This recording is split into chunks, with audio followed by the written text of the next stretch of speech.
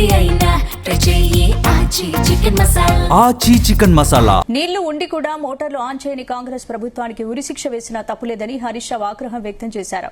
దేవాదులలో 12 టీఎంసీల నీళ్లుంటే 10 టీఎంసీల నీరు కిందికి వదిలేశారని ఆరోపించారు. బీఆర్ఎస్ ప్రభుత్వం 3 లక్షల పైచిలుకు ఎకరాల ఆయకట్టుకు సాగునీరు ఇచ్చేందుకు దేవాదుల ప్రాజెక్టు పూర్తి చేసిందని తెలిపారు.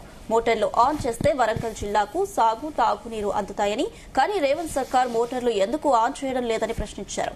గతేడాది 8 కోట్ల రూపాయల మెయింటెనెన్స్ బిల్లులు ఇవ్వలేదన్నారు.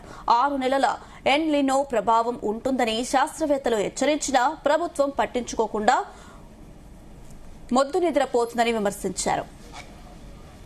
ఇవాళ బీఆర్ఎస్ ప్రభుత్వం 3,17,000 ఎకరాల ఆయకట్టును నీళ్లు ఇవ్వడానికి దేవాదుల పూర్తి చేసింది.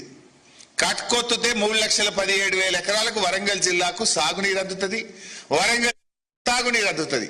కట్క ఒత్తకుండా మీరు ఎందుకు వరంగల్ జిల్లాను ఆగం చేస్తున్నారు? మీ గుర్తు పోయిన సంవత్సరం కూడా 8 కోట్ల రూపాయలు మెయింటెనెన్స్ బిల్లులు ఇవ్వకపోవడం వల్ల దేవాదులలో 50 రోజులు ఆలస్యంగా మోటార్లు ప్రారంభమైనాయి.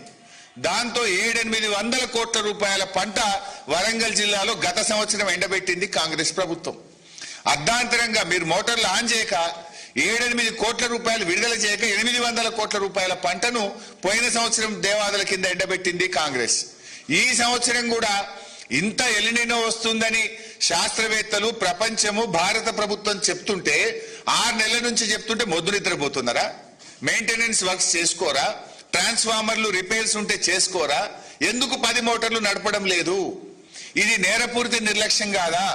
నీళ్లుండి కూడా ఎత్తకపోవడానికి ఏం చేయాలి? మిమ్మల్ని నీళ్లు కండ్ల ముందు నీళ్లు ఉండగా కూడా ఒడిసి పెట్టాల్సింది పోయి మీరు కిందికి విడిచిపెడుతుంటే మీకు ఉరి శిక్ష వేసినా తప్పు లేదు.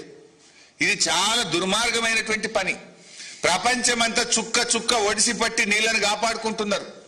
ఇవాళ మీరు ఆ కాళేశ్వరంలో ఎత్తమంటే అక్కడ డ్రామాలు, ఇక్కడేం డ్రామాలు? మరి ఈడెందుకు 10 మోటార్లు ఆన్ చేయడం లేదు అని చెప్పి ఇవాళ మేము అడుగుతా ఉన్నాం. ఇవాళ బీఆర్